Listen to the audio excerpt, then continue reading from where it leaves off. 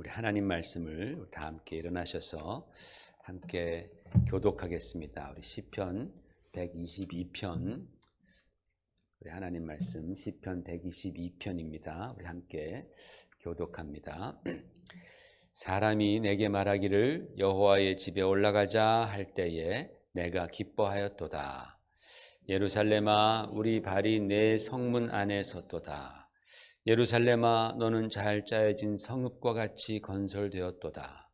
지파들 곧 여호와의 지파들이 여호와의 이름에 감사하려고 이스라엘의 전례대로 그리로 올라가는도다.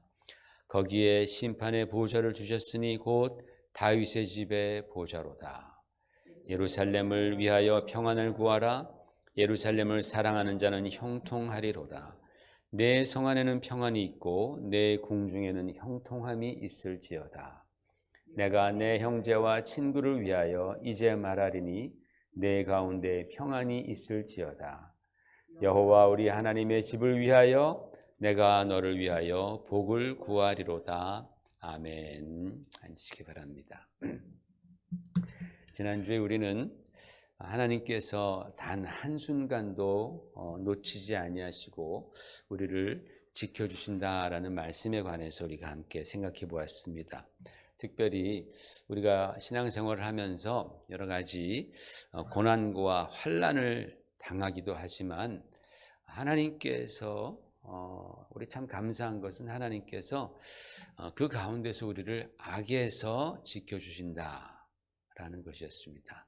악의 편에 서지 않도록 하나님 편에 서도록 하나님께서 지켜주신다라는 그런 말씀을 지난주에 우리가 함께 들었습니다. 오늘은 이제 성전에 올라가는 세 번째 시편입니다. 여러분, 이 시편 처음에 여러분 읽으실 때에 이 시편의 제목 표제가 뭐라고 되어 있습니까? 다윗의 시, 곧 성전에 올라가는 노래, 이렇게 되어 있습니다. 다윗의 시라고 그렇게 되어 있습니다. 여러분, 다윗이 누굽니까? 다윗 하면은 정말 하나님 사랑하는 데 있어서 둘째가라면 서로 할 인물이 바로 다윗입니다. 그런데 여러분, 다윗 하면은 가장 먼저 생각나는 사건이 여러분 뭐예요? 다윗 하면은 탁 머리에 떠오르는 사건, 아마 골리앗을 이 물맷돌로 때려 죽인 그런 전쟁, 블레셋과의 전쟁. 또 다윗 하면 여러분 마음속에 떠오르는 게 밧세바와의 간음 사건, 또는 다윗 하면은 또 시편 23편도 여러분 생각나겠죠? 사울에게 쫓겨다니고 이런 것들. 그런데 이런 것들 다 우리가 이제 들어서 아는 그런 중요한 사건들이겠지만은 이스라엘 역사에 있어서 아주 굵직한 사건이 있습니다. 진짜 역사적으로 굉장히 중요한 것. 사실은 밧세바와의 간음 사건 이런 것들은 어떻게 보면 이스라엘의 역사적으로 볼 때 대단한 사건이다. 굉장히 개인적인 사건이죠, 그렇죠?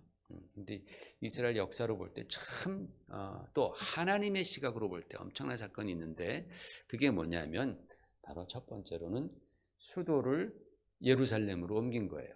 다윗이. 그거 아셨어요, 여러분?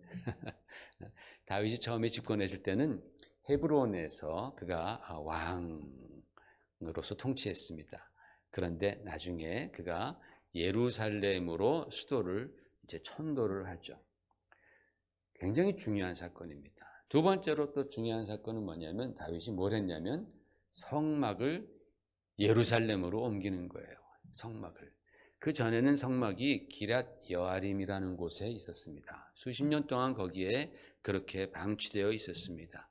그러다가 나중에 다윗이 이제 시온성 예루살렘으로 천도한 후에 그 다음에 그 성막을 예루살렘으로 이제 모셔옵니다. 그때 여러분 아시잖아요. 다윗이 춤추다가 옷도 벗겨지고 그래서 자기 아내 미갈에게 이제 업신여김을 당한 그런 이야기도 알지 않습니까? 성막을 예루살렘으로 옮긴 거예요. 그리고 또 한 가지 굉장히 중요한 것은 성전을 지을 모든 준비를 다윗이 다 해놨다고 그랬습니다. 다 다윗이 다 성전 지을 준비를 다 해놓고 솔로몬은 그 밥상 위에 숟갈만 얹은 사람입니다. 굉장히 중요한 일들을 다윗은 했습니다. 여러분, 이 일들은요, 사실 우리가 생각하는 것보다 훨씬 더 중요한 의미를 갖고 있습니다. 아브라함이 이삭을 바친 산이 모리아 산이라고 말을 하지 않습니까? 그런데 바로 그곳에서 하나님께서는 아브라함이 이삭을 바치는 바로 그 장면을 보시면서 하나님께서는 아들 예수 그리스도를 우리를 구원하실 메시아로 희생시키실 것이다라는 것을 보여주시는 거예요. 거기서 우리들에게 아주 구체적으로 보여주셨습니다. 그 산이 바로 먼 훗날의 예루살렘 언덕 시온산이었다라는 것입니다. 바로 그 장소로 다윗은 천도를 한 것입니다. 수도를 옮긴 것입니다. 여러분, 또 성막을 옮긴 것도 얼마나 큰 의미가 있습니까? 모세 이후에 성막에서는 항상 번제가 드려지지 않았습니까? 그런데 번제는 실제로 뭘 의미합니까? 바로 예수 그리스도의 희생 제사 아니겠습니까? 십자가의 희생을 의미하는 것이 번제 아닙니까? 그래서 그 번제가 언제나 하나님 앞에 향기로운 향기다라고 성경은 표현하잖아요. 그렇죠? 인간들을 보실 때 언제나 인간들은 죄로 말미암아서 죄의 냄새가 났지만 그러나 그 번제는 하나님 앞에 참 향기가 돼서 올라가는 것이죠. 그것이 곧 예수 그리스도의 십자가 사건을 의미하는 것 아닙니까? 그 사건이 예루살렘에서 이루어지게 되지 않습니까? 그것을 위해서 바로 성막도 예루살렘으로 이전되는 겁니다. 그러니까 여러분, 다윗은요, 하나님께서 오래전부터 정말 만세 전부터 계획했던 그 인류 구원 계획을 엄청난 보폭으로 한 걸음 확 그 시간표를 당겨 놓은 인물.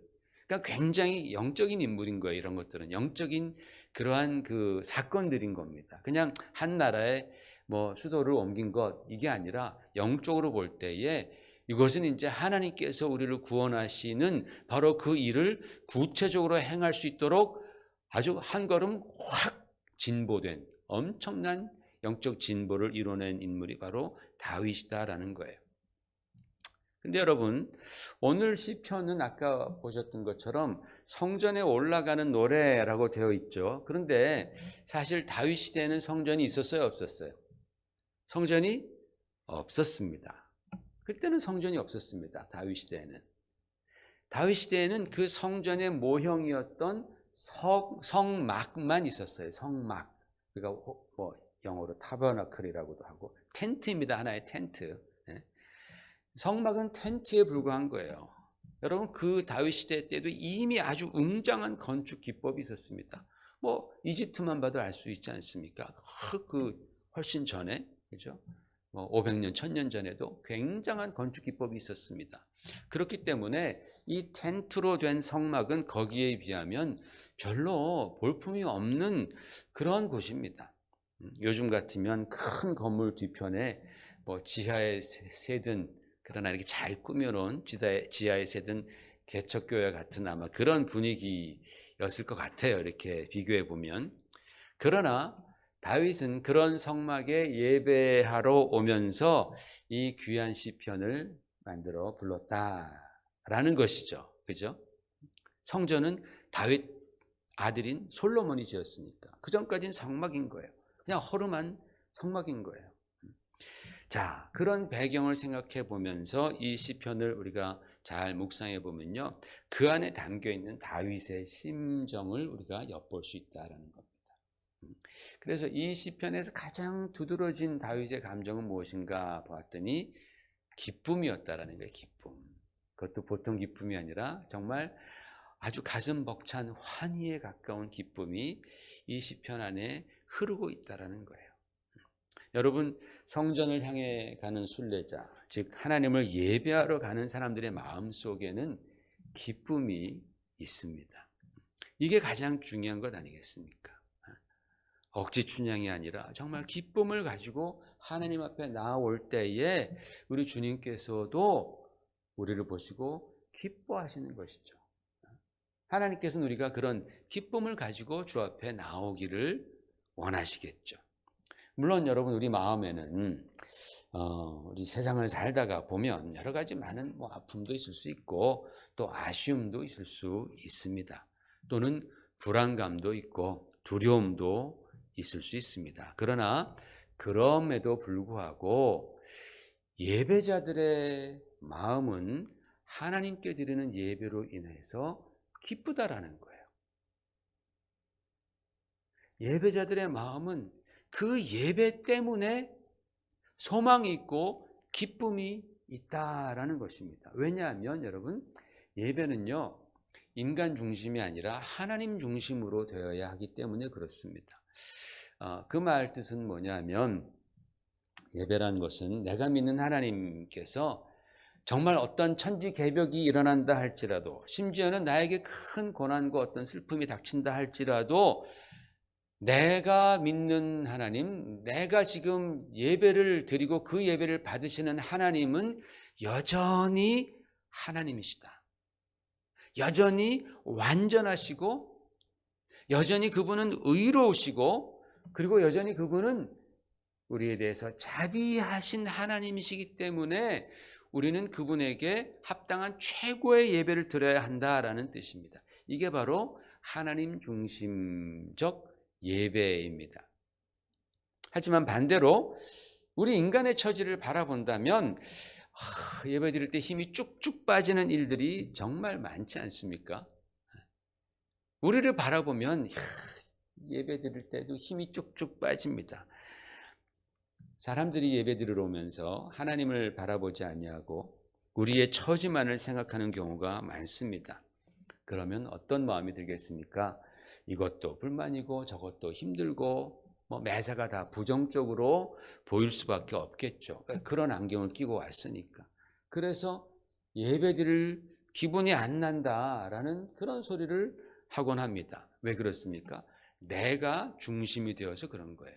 내가 중심이 되면요, 어디에 가서 예배드리든지 자꾸만 변합니다. 내가 중심이 되면 어떤 때는 좋았다, 어떤 때는 나빴다, 어떤 때는 기뻤다, 어떤 때는 불만이었다. 항상 그래. 그러나 내가 중심이 아니라 하나님이 중심이 되신 예배를 드리고자 한다면 우리 가운데에 기쁨이 솟아나기 시작합니다. 감사가 드러나기 시작하는 거예요.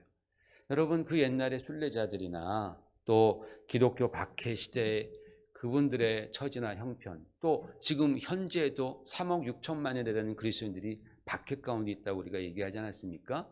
그분들의 처지와 형편을 생각해 보십시오. 얼마나 환경이 열악합니까?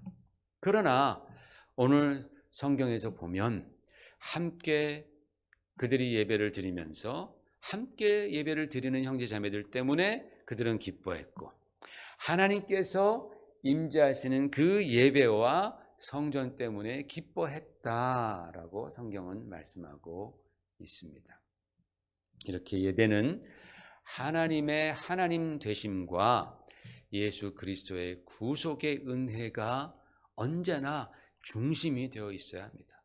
나머지는 다 부차적인 것들입니다. 이 중심이 탁 잡혀 있으면 우리가 예배 드릴 때에 흔들리지 않습니다. 성령께서 감동하시고 역사하시고 소망을 주시고 또 새 힘을 주십니다. 그래서 우리는 정말 기쁨과 은혜가 충만한 예배를 드릴 수 있게 되는 줄로 믿습니다. 두 번째로 이 시편에 나타난 감정은 사랑입니다. 사랑. 여러분, 사랑에는 우리가 항상 얘기하는 하나님을 향한 사랑, 그 다음에 형제 자매들을 향한 사랑이 당연히 포함되지만은, 그러나 오늘 시편에서는 특별히 예루살렘에 대한 사랑이 두각을 나타내고 있습니다. 제가 한국에서 신앙생활할 때는 20대 중반까지였죠. 거의 그렇죠. 20대 거의 중반까지는, 그때는 전혀 제가 몰랐었습니다. 그런데 제가 유럽에서 공부를 하면서 좀 의아스럽게 다가왔던 이슈가 하나 있었습니다. 이게 바로 이스라엘에 대한 사랑이었습니다. 이스라엘에 대한 사랑. 그래서 제가 출석하던 그 스위스 교회에서 이제 기도회를 하지 않습니까? 기도회를 하게 되면 빠짐없이 나오는 기도 제목, 단골거리가 바로 이스라엘을 위한 기도였었습니다. 저는 그게 처음에 진짜 적응이 잘 안 되더라고요. 솔직히 말해서. 잘 적응이 안 되는 거예요. 그런데 그분들이 항상 인용하던 성경 말씀이 바로 오늘 시편의 이 6절 말씀인 거예요. 6절 말씀. 읽어볼까요? 시작. 예루살렘을 위하여 평안을 구하라. 예루살렘을 사랑하는 자는 형통하리로다. 이 말씀을 언제나 인용하면서 같이 기도를 하자 그러더라고요. 여러분 중에서 예루살렘을 사랑하는 분 계십니까? 예루살렘을 사랑한다 그런 분 계십니까?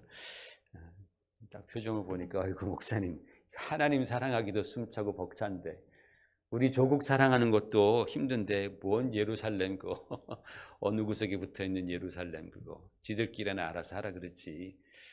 그런 마음 좀 아닙니까? 아마 한국 사람들 분 중에 상당수가 이스라엘을 싫어한다고 합니다. 많은 사람들이 이스라엘을 싫어한다고 해요. 왜냐하면 팔레스타인과 그 영토 문제가 있지 않습니까? 그죠? 팔레스타인인들이 살고 있었는데 갑자기 1900년도 중반에 그냥 갑자기 거기 들어가서 독립하면서 너네들 나가 내쫓아버리니까 분쟁이 있는 거예요. 우리가 보통 일반 사람들이 볼 때는 야 저거 2000년 전에 자기 땅이라고 해서 지금 2000년 동안 산 사람들을 몰아내는 게 말이 되냐라는 거죠. 두 번째로 유대 정통파들이나 시오니스트들 그들이 보여주는 그런 행보가 어떤 때는 굉장히 극우적이고 또 어떤 때는 굉장히 극좌적입니다. 뭐 여러 가지 많은 정치적 색깔이 거기에 다 몰려 있습니다. 극단적인 행보들이 많습니다. 세 번째로는 기독교를 핍박하지 않습니까? 이스라엘은 유대교 그 미명하에 기독교를 핍박합니다. 그런 사회적 영적 문제들이 있습니다. 그런데 그럼에도 불구하고 이런 여러 가지 많은 이슈에도 불구하고 이스라엘은 우리보다도 훨씬 작은 나라인데 우리보다 더 국민소득이 높아요. 우리는 한 3만 불 정도 된다는데 거기는 한 4만 불 된답니다. 훨씬 잘 살아요. 군사력도 짱짱해요. 얼마나 첨단 기술 발전했는지 모르죠. 주변에 둘러싸인 그 아랍 사람들에게 절대로 주눅 들지 않아요. 막 힘과 배짱이 있어요. 한 대 맞으면 막 5대, 10대 막 보복해버리죠. 그리고 똑똑해. 유대인들 하면 똑똑하다고 생각하잖아요. 여러 가지 언어를 너무 잘해. 우리의 아킬레스건 언어 아닙니까? 걔네들은 막 3가지, 4가지 언어 막 합니다. 교육이 탁월합니다. 우리 한국 사람들이 교육하면 완전히 껌뻑 죽는 거 아니겠어요? 그래서 유대인식 교육 방법 이런 것들 많이 얘기합니다. 그래서 이 이스라엘을 싫어하면서도 은근히 부러워하고 그래서 그 유대인들을 벤치마킹해야 한다라는 그런 소리들이 종종 나오지 않습니까? 꼭 무슨 애증 관계 같아요. 미워하면서도 또 굉장히 부러워하는 그런. 예전에도 이스라엘은 미움을 받았던 민족입니다. 왜? 첫 번째 선민사상 때문에 그렇습니다. 선민사상. 나 택함 받았다라는 거예요. 그런데 여러분 하나님이 그들을 택하셨지 그들이 하나님을 먼저 택한 것 아니지 않습니까? 태어나 보니 유대인인 거예요. 태어나 보니 선택받았다는 거예요. 그 선택 때문에 율법도 지켜야 되고 죄 지으면 가서 또 제사 지내면서 회개해야 되고 할례도 받아야 되고 얼마나 귀찮은 일들이 많았습니까? 그들이 원해서 그런 게 아니라 태어나 보니까 그렇게 된 거죠. 두 번째로 유일신 사상입니다. 이방 우상들 인정하지 않는 거예요. 절대 절하지 않습니다. 그러니까 이방인들은 다른 좋은 우상들이 있으면 다 수입하는 거예요. 마치 요즘에 좋은 테크놀로지 같이 좋은 거 있으면 수입해서 쓰잖아요. 다른 이방인들은 그쪽 다른 지역에서 좋은 우상이 있다 그러면 수입해서 만들어 놓고 같이 쓰는 거예요. 그러니까 괜찮잖아. 근데 유대인들은 이 유일신 사상 때문에 절대로 그거 인정하지 않아요. 그러니까 우상을 섬기는 이방인들이 유대인들을 당연히 싫어하겠죠. 경멸하겠죠.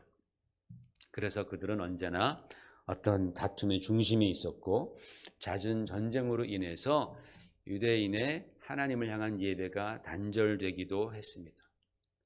여러분 그런데 사실 그 민족이 이스라엘이라는 민족이 어떻게 형성되었느냐라는 거예요. 어떻게 형성되었습니까? 처음에 야곱의 집안 식구 70명이 애굽으로 건너가서 430년 있은 후에 그들이 200만으로 불어난 거예요. 애굽은 하나님께서 이스라엘이라는 나라를 만들기 위해서 사용하신 인큐베이터와 같아요. 그래서 200만으로 그렇게 불어난 인구를 이제 데리고 나오면서 그들이 바로 왕 앞에 내걸었던 슬로건이 뭡니까? 우리 하나님께 예배하는 민족 돼야 된다. 그거 아닙니까? 예배하는 민족, 그것 때문에 나온 거 아닙니까? 그러니까 이스라엘 백성들의 정체성은 예배에 있는 거예요. 예배. 그 예배를 편안히 들을 수 있도록 예루살렘의 평화를 위해서 기도하고 예루살렘을 사랑하라라는 그런 의미입니다. 그들의 정체성, 하나님과의 관계, 하나님께 드리는 예배를 편안히 드릴 수 있도록, 끊이지 않고 계속해서 지속적으로 드릴 수 있도록 예루살렘의 평화를 구하고 예루살렘을 사랑하라 라고 말하는 거예요. 자, 그렇다면 이 말씀이 과연 오늘날 우리에게도 유효하느냐라는 겁니다. 예수님께서 오신 이후에 예배는 온 세상으로 다 퍼져버렸습니다. 복음으로 말미암아. 그렇잖아요. 그럼 이 말씀이 우리에게 유익한가? 여러분 어떻게 생각하세요? 저는 이 말씀을 두 가지 측면에서 보아야 한다고 생각합니다. 첫 번째로는 현실적인 면 같아요. 현재 예루살렘은 유대교, 기독교, 그리고 이슬람교가 공존하면서 서로가 자신의 성지라고 말을 합니다. 그로 인한 종교적인 갈등이 그 예루살렘 땅에 있습니다. 충돌이 잦습니다. 게다가 거기에는 유대인 아랍인들이 그렇게 살고 있습니다. 민족적인 갈등이 있습니다. 아랍인들 뒤에는 거대 아랍이 있고 유대인들에게는 그 소위 말하는 고집스러운 유대인들, 그리고 전 세계에 또 흩어져 있는 그 디아스포라 유대인들이 또 딱 백업을 하고 있습니다. 민족적 갈등으로 일어난 충돌이 있습니다. 그리고 더 큰 위협은 이스라엘의 몰락, 이스라엘이 이 지구상에서 사라지는 것을 최대의 목표로 삼는 그런 집단들이 주변에 많이 있다라는 것입니다. 정치적인 갈등으로 말미암은 충돌이 그래서 잦습니다. 이란과 같은 국가는 아예 자기 나라의 존재 목적이 이스라엘의 파멸이라고 헌법에 써 있는 나라가 바로 이란입니다. 그래서 사람들은 세계 3차 대전이 일어나게 되면 그것은 중동이 될 것이다 라고까지 말을 하게 되는 것이죠. 그러므로 우리가 이 예루살렘의 평화를 위해서 기도하는 것은 우리가 아프가니스탄이라든지 또는 하이티를 위해서 기도하는 것과 똑같은 이치입니다. 현실적인 문제가 있다는 거죠. 두 번째로는 영적인 면입니다. 영적인 면에서 우리는 예루살렘을 사랑해야 합니다. 왜요? 우리 예수님께서도 예루살렘을 사랑하셨습니다. 그 도시가 비록 자신을 정말 죄인으로 몰아서 극형을 내린 도시 아니겠습니까? 그러나 그럼에도 불구하고 우리 주님께서는 예루살렘을 사랑하셨고 예루살렘을 기뻐하셨고 암탉이 자기 새끼를 품듯 언제나 날개를 벌려 품어 주시려고 했다라고 성경은 말씀하고 있습니다. 항상 예수님께서는 예루살렘을 사랑하는 마음을 갖고 계셨습니다. 사실 저도 감정적으로 볼 때는 사랑이 생기지 않습니다. 그러나 관심을 가지려고 노력을 합니다. 관심을 가지려고. 왜? 여러분, 모든 사랑의 출발점은 관심 아니겠습니까? 그렇죠? 관심을 갖다 보면 거기에 대한 마음이 생기게 되고 사랑하는 마음도 생기게 되는 것 아니겠습니까? 또 주님의 말씀이기 때문에, 하나님의 말씀이기 때문에 우리는 함께 노력해야 합니다. 왜냐하면 하나님께서 이 세상을 통치하시는데 그 하나님께서 세상을 통치하시는 시간표에서 예루살렘의 사명이 아직 다 끝나지 않았어요. 이스라엘의 사명이 다 끝나지 않았습니다. 이스라엘은 하나님께서 이 세상을 영적으로 이끌어 가시는 데 있어서 굉장히 중요한 역할을 하는 그러한 민족으로 하나님이 삼으셨습니다. 그건 뭐 하나님의 자유입니다. 하나님의 주권입니다. 그렇게 삼으셨기 때문에 이 지금 예루살렘이 갖고 있는 중요성은 아직까지도 사라지지 않았다라는 것입니다. 예를 들어서 예수님께서 재림하실 때 분명히 예루살렘에 있는 감람산으로 주님께서 승천하신 것처럼 그대로 오시리라 라고 말씀하셨고, 또 예루살렘을 둘러싸고 일어나는 그런 상황들이 이 세상의 마지막 때의 단서들이 되기 때문에 그런 것입니다. 게다가 여러분, 우리는 이것을 잊지 말아야 됩니다. 자, 예루살렘을 사랑하는 자들은 형통하리로다 라고 성경은 말씀하고 있어요. 여러분, 하나님께서 그 땅을 사랑하는 자들에게 형통의 약속을 주셨다라는 겁니다. 여러분, 인생이 형통하고 싶죠? 우리는 다 내 인생이 형통하기를 원합니다. 그렇다면은 이 말씀을 우리가 한번 깊이 생각해 봐야 할 필요가 있는 거예요. 하나님께서 말씀하셨기 때문에 그렇습니다. 예루살렘을 주님의 마음으로, 우리의 마음이 없다면 주님의 마음으로, 신앙의 마음으로 사랑하면서 위에서 여러분 가끔씩이라도 기도해 보십시오. 그러면 성경에 기록된 하나님의 약속의 말씀 형통함이 우리 가운데 이루어지게 될 줄로 믿습니다. 그런데 영적인 면에서 한 걸음 우리가 더 나아가서 한번 생각해 보십시다. 여러분, 성경은 이렇게 말합니다. 이스라엘이 누구냐라고 했을 때 처음에는 혈통적인 사람들을 이스라엘이라고 그랬잖아요. 그런데 나중에 사도 바울이 뭐라 그럽니까? 이 영적인 이스라엘에 대해서 말하고 있잖아요. 그래서 예수 그리스도 안에서 하나님의 자녀가 된 자들을 이스라엘이라고 말을 하지 않습니까? 영적 이스라엘. 그것을 우리가 생각해 볼 때에 마치 이 영적 이스라엘이 예수님을 믿는 사람들인 것처럼 영적 예루살렘은 예수 그리스도의 십자가의 보혈이 부어진 곳이겠죠. 그렇죠? 영적 예루살렘은 바로 예수님의 십자가의 보혈이 부어진 곳, 즉 복음 안에서 예수 그리스도의 이름으로 예배가 드려지는 곳이, 그것이 곧 영적 예루살렘이다. 지리적 예루살렘은 있지만 분명히 영적 예루살렘은 그렇다라는 거예요. 여러분, 사도행전에 그런 말씀이 있잖아요. 우리가 잘 아는, 너희가 성령이 임하시면 너희가 권능을 받고 예루살렘과 온 유대와 사마리아와 땅끝까지 이르러 내 증인이 되리라고 말씀하셨는데, 우리가 그 말씀을 이게 우리한테 주신 말씀이라고도 믿지 않습니까? 제자들한테만 주신 말씀이 아니고, 그럼 우리는 예루살렘이 어디겠습니까? 우리에게 예루살렘은 바로 어디예요? 우리가 예수 그리스도의 복음으로 말미암아 그 예수님의 그 핏뿌림이 뿌려진 우리의 심령, 그들이 함께 모여서 예배드리는 바로 그곳이 영적인 예루살렘이 되지 않겠어요? 복음을 받은 사람들이 같이 예배드리며 살아가는 그 지역이 우리에게는 영적인 예루살렘이 된다라는 것입니다. 그러므로 우리의 예배가 단절되지 아니하고 지속되기 위해서 우리가 살고 있는 이 도시에, 이 나라의 평안을 위해서 우리는 또 기도해야 합니다.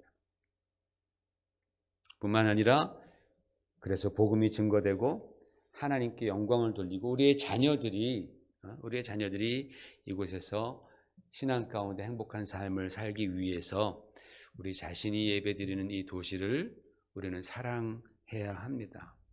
그 도시를 사랑하게 되면 우리가, 여러분, 어떤 일이 일어납니까? 휴지 하나 버리는 것도 우리가 조심하게 되지 않습니까? 그렇죠?